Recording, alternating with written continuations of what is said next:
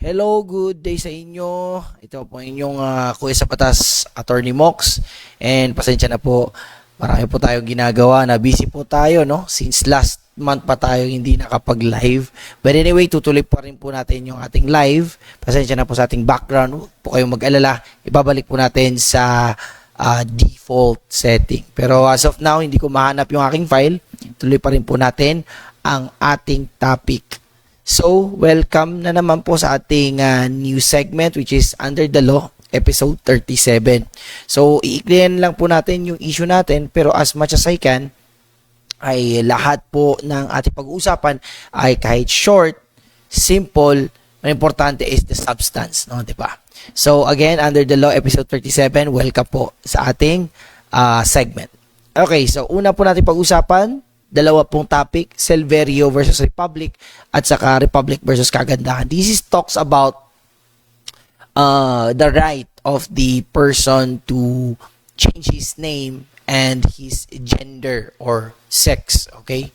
So, napakaganda nitong case na to kasi dito natin malalaman kung ano ba ang hangganan ng ating Philippine law or ang ating batas sa Pilipinas ukol sa mga pagpapalit ng pangalan, especially yung last name, at saka yung pagpalit ng kasarian. Kung po pwede ba natural, pwede bang artificial ba, or dahil ba sa artificial or natural ay pwede na tayong ano ba yung tawag doon?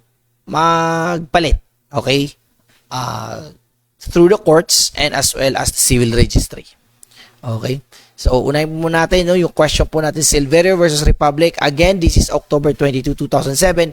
Pero, napakaganda to na case. Alright? So, unahin po natin, no, ang tanong dito is change of last name or surname and gender or sex allowed in the Philippines. Yan. Marami pong katanungan po, no? Sa panahon ngayon, marami na pong nagpapalit na po ng kasarian because of the widespread, no, na introduction ng ating LGBTQ and plus, so on and so forth. And also, mga introductions as to the new participants sa mundo ng, again, LGBTQ. Kasi, of course, may nakita pa tayo na pinipilit pa sa community. Yung insofar as an old person having an intimate likeness or interests both emotionally and sexually sa mga bata or aka pedophile. So, napakaganda to na case and let's talk about it. So, okay, so before natin pag-usapan, this is actually the law itself, no? The law itself to. Pero pag-usapan natin, ano ba yung buod nito, no? Si Silverio po nito is gusto ni Silverio na kumbaga, if I'm not mistaken, this is a Romel na nag-change to Meli. So, let's check. Kalimutan ko yung okay, so it's going to check. Teka, Silverio versus Republic. Actually, pasensya na talaga kasi medyo ayun. So, ang ating petitioner dito is si Romel Silverio. Gusto niyang i-change yung pangalan niya ng Meli. Ayan. Some other time, nagkaroon siya ng sex reassignment or gender reassignment. So, nung nag-change siya ng gender or kasarian or not na yung characteristic na pagiging lalaki, tinanggal tapos pinalitan ng babae, pang babae which is sa female reproductive system outside the country, gusto na yung magpa-change ng pangalan. So, at that time is meron din siyang foreigner, no? If I'm not mistaken, it's actually an American citizen na gustong magpakasal sa kanya. Because siya ay male according sa civil registry dito sa Pilipinas, ay gusto niyang palitan, no? Gusto niyang palitan. So, yun. Ang nangyari po dito is during the course of the issues, may pumayag, may hindi pumayag. Pero according to the courts ay meron po tayong substantial reasons kung bakit hindi po pwede na palitan ni Romel Silverio yung pangalan niya and at the same time his gender from male to female. Ayan. So, ano ba ang ibig sabihin dito, no? Ito, no, according to the courts, applying the rules set forth, no, under RA 9048, no, 9048, insofar as the clerical and typographical error, as you can see here, no, check natin dito, no, dito, yan. So, check natin dito, no. Ang sabi dito is, yung clerical or typographical error refers to a mistake committed in the performance of clerical work in writing, copying, transcribing, or typing an innocuous such as misspelled name or misspelled place or birth or the like, which is visible to the eyes or obvious to the understanding and can be corrected or changed only by reference to other existing records or records.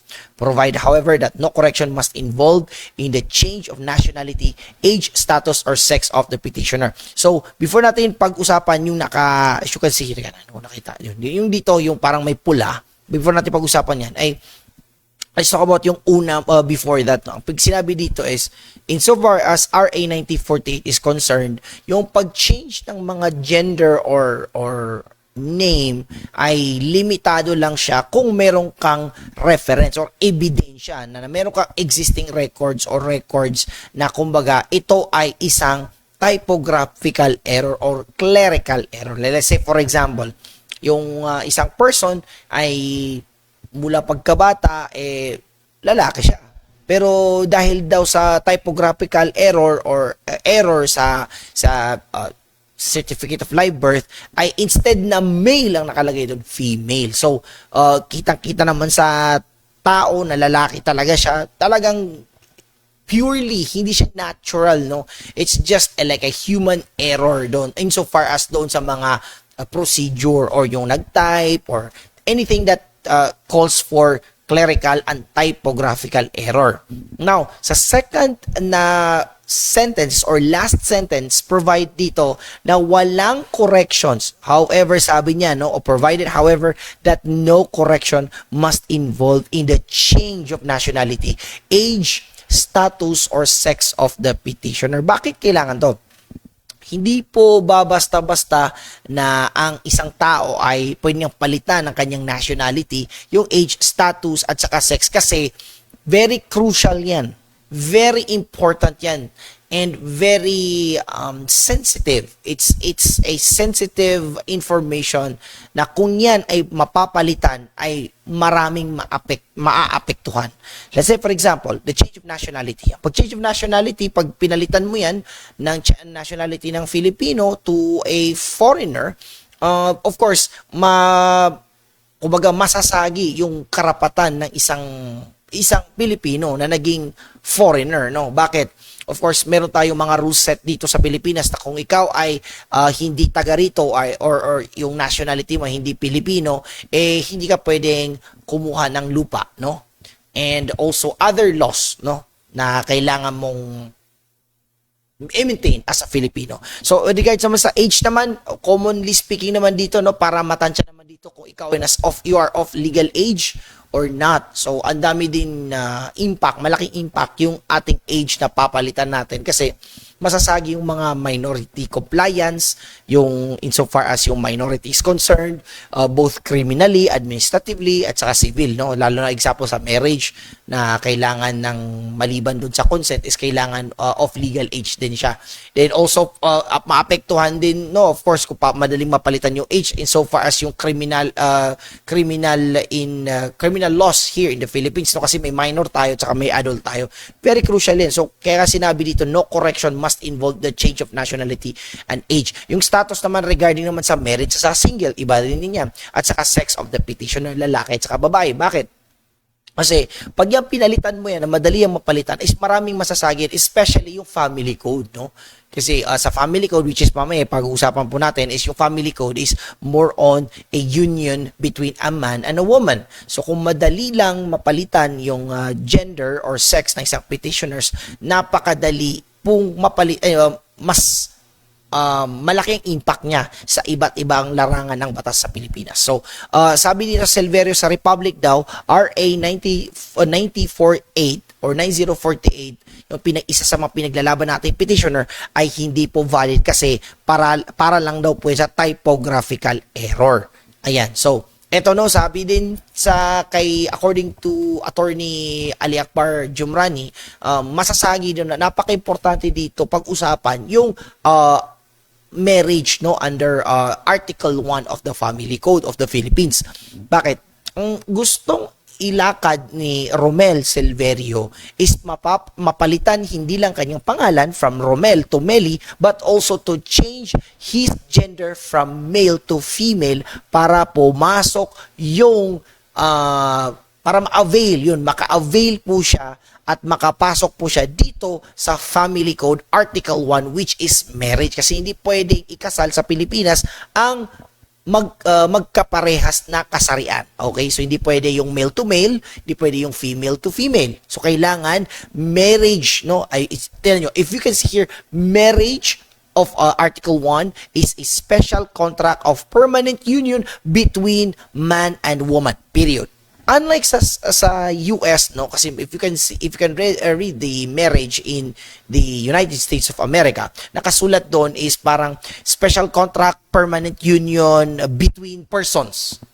Nilagay between persons, so hindi siya exclusive, no? Exclusive dito sa family code natin between man and a woman. So, sir, pwede po ba na example ay bakla at saka tomboy? Yes, definitely pwede po yan. Kasi nakasulat naman dito man and a woman. Hindi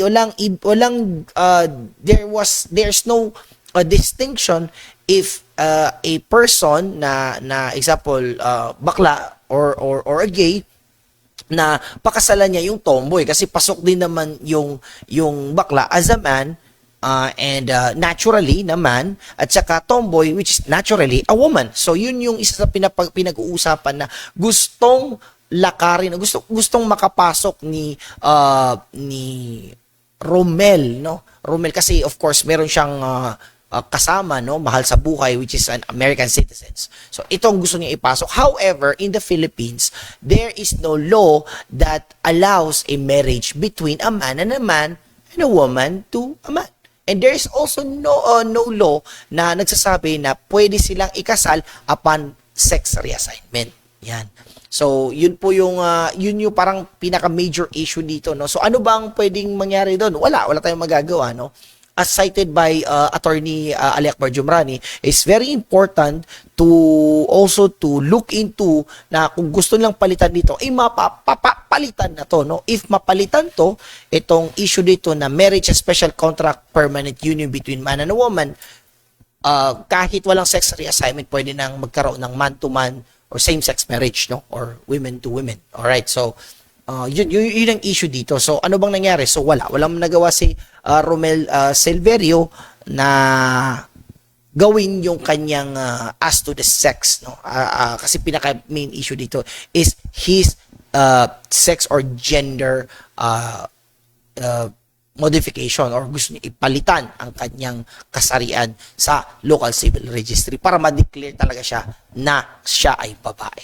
So, again, no, naturally, actually, it's absolutely, as of this moment, absolutely, just because nagpa-modify ka, nagpa-sex reassignment ka sa ibang bansa, at from male, umalis ka sa Pilipinas, male ka, pagbalik mo is female ka, ay igagrant ka na ng batas ng Pilipinas. Kasi there is no law that recognizes a sex reassignment in which it will affect, no, or it will allow a person to change his gender. Ayan. So, ano pa naman yung issue naman, sir? Paano naman, sir, with the case naman na merong case ba na napalitan ba siya? No? Napalitan ba from female to male? Paano, sir, kung merong sakit ang isang person ng dalawang kasarian? So, just think about it. Nasa sa kanya, may isang tao, kasi of course, human beings are, limitless in so far as illnesses, syndromes, being special towards mental or, of course, body, sa figure, the forms. So, what if a person na meron siyang female reproductive system at saka male na reproductive system? So male and female sa isang tao, no? Isang tao lang siya, hindi siya twin, basta isang tao, meron siyang female organ, meron siyang male organ. Ano ba ang ruling doon? So that was actually cited in Republic versus Kagandahan. Ang sakit na ganyan po ay congenital adrenal hyperplasia or CAH. So, this is actually the second case. Again, this is a 2008 case right after the first case ni Silverio insofar as gusto niyang palitan kasi nagpa-sex reassignment eh. Gusto niyang nagpa-sex reassignment siya, nawala sa kanya yung male reproductive system, pinalitan niya ng babae. Feel niya babae pero hindi po ginrat ng law. Pero ano naman to issue naman dito pag ang isang tao ay pinanganak na meron siyang female organ at saka male organ. At the same time may characteristic siya sa kanyang body na babae at the same time lalaki. So this is a case of Republic versus Kagandahan, a 2008 case. So bago natin pag-usapan yung ruling, ano ba yung kwento dito? No, ang kwento dito is si Jennifer, si Jennifer ay isang pinanganak siya na meron siyang sakit na CAH, no? Which is congenital adrenal hyperplasia. So, teka lang.